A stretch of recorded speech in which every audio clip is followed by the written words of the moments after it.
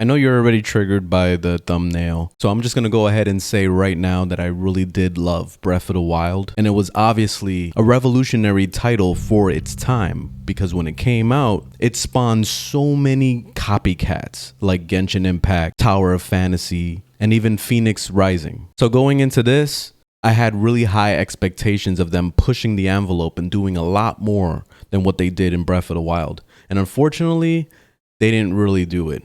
So I'm going to go through the good and also the bad that I've found in my gameplay. So let's start off with the good. They still kept a high level of immersion in the world. I spent a lot of time looking up, even more so than in Breath of the Wild, because you actually have these flying islands up in the sky that you can actually go to, and there's things to do on them and all that.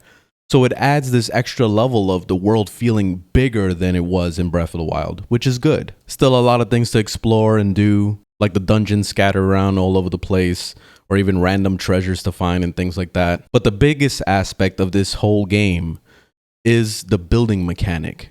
When you get the Ultra Hand and you're able to actually fuse items together. So not only just you're making crazy contraptions like vehicles and blimps and all sorts of crap that you can come up with, but on top of that, you can also fuse weapons together to make a standard stick turn into an axe, basically, or turn it into a flamethrower. You use your imagination and you're able to create something awesome, which is easily the best part about this game. Then you have some other abilities like the rewind time ability, where if you see something falling in from the sky, or if you see a mob do something like throw a boulder at you, you can reverse the time and send it right back to them, which is really cool. Even though it never really worked the way I planned it, but it still looked cool, so I was fine with it.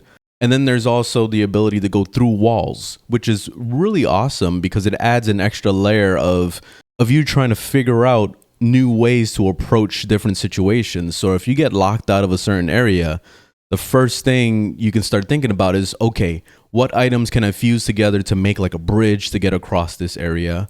Which I don't have the gameplay footage of it, unfortunately, but when I was playing, there was a moment where I cut a bunch of trees down and I put all the trees together and I made a giant ladder. So I used that to climb up this wall that was unclimbable because I kept sliding off of it.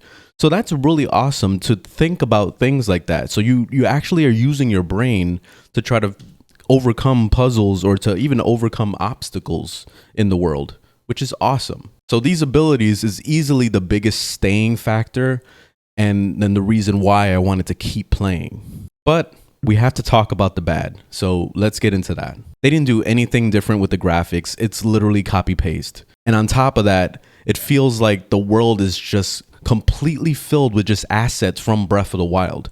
They copy pasted the same looking establishments. They copy paste the same looking camps that the little hill churro guys would camp in. I'm calling them hill churros because I'm so used to Genshin, but you have a lot of the same of that. They obviously look the same. A lot of the weapons are the same, except for maybe a handful of them, but a lot of them are the same from Breath of the Wild. The enemies are copy paste for the most part. You might run into one or two new things, but for the most part, it's always the same shit you've already fought in Breath of the Wild. So you already know what to expect going into the fights. The shrines work exactly the same like they did in Breath of the Wild, and it's just as grindy as it was in Breath of the Wild, where you have to collect 4 of these little light orbs or whatever at the end of the shrine in order to make a heart piece, or you can choose to make a stamina piece.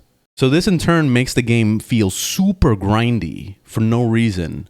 And it gets to the point where I started feeling like I didn't even want to do these dungeons anymore. I'm like tired of doing these shrines because I just feel like it's always the same shit every single time you go in. It might be a little puzzle, and sometimes the puzzles are fun. But then most of the time, it feels like it's just a tutorial of stuff. So you go in and it'll show you, oh, how to aim the bow and shoot it at somebody's head. And it's like, I've been doing this already for the past like 6 hours. So now I'm running across a dungeon that's going to show me that. So it got to the point where I just didn't want to do these things anymore. It just made me want to cheat and just give myself as many hearts as I want, because like, why bother? And that's probably one of the saddest parts, because these shrines are literally littered all over the entire world. So It's kind of unavoidable. You'll see them and it'll make you want to do them because you're thinking, oh, I just want to get it out of the way and just knock it out. But then in the back of my head, I'm thinking, why bother doing this crap when it's always going to end up being the same reward and always the same exact layout of a dungeon, you know? It gets sickening. Another thing that really bugged me a lot, but this is more of a Nintendo problem, is they stopped voice acting halfway through. So you'll start the game off with Zelda speaking to you, and then not even like a minute later, she's going into just making grunts and stuff like that. We've been descending for a while now. These tunnels are deeper than I thought.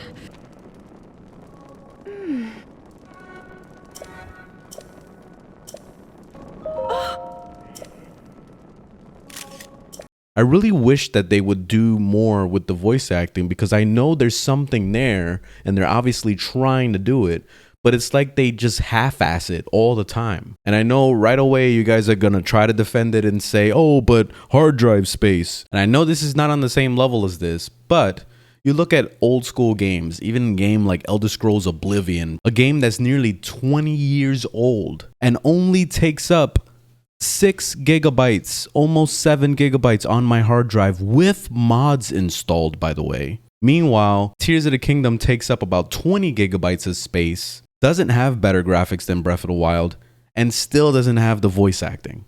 Like, what the hell? And then, of course, we have the same issues from Breath of the Wild that I absolutely hated. The durability system, so your weapon breaks in like 3 hits and shit. Like, that's stupid as hell. Very limited battery life on these new contraptions that you can make. So you have to spend a lot of time trying to upgrade that. The stamina system is horrible. He runs out of breath in literally a second. So you have to do a lot of shrines in order to upgrade your stamina. But of course, you're sacrificing hearts if you decide to do that. So that really sucks to make that decision. And this is the main reason why I'm emulating this and I'm using cheats. Because unlimited stamina, unlimited battery life, and infinite durability makes the game so much more tolerable. And I highly recommend playing it like that. On top of that, the world feels a little empty a lot of times. Sometimes you'll be running around for a while and you won't see any enemies at all, or you might not even run across puzzles and stuff. And that's kind of odd to see that. Overall, I just feel like Tears of the Kingdom isn't really bringing anything new to the table here. It's literally copy-paste Breath of the Wild into this with some new abilities. It's pretty much it. And especially for $70, I don't feel like it's worth that much. And it's really sad to say this, but I feel like games of this same type of genre now are starting to do it a little bit better than this. If you've been living under a rock and never played any of the games I mentioned in this video and got into this game for the first time, this would probably be the most magical experience you've ever played. But if you're like me and have played a lot of games that are just like this, it's kind of hard to justify a $70 price tag. So I give Tears of the Kingdom a 3 out of 5.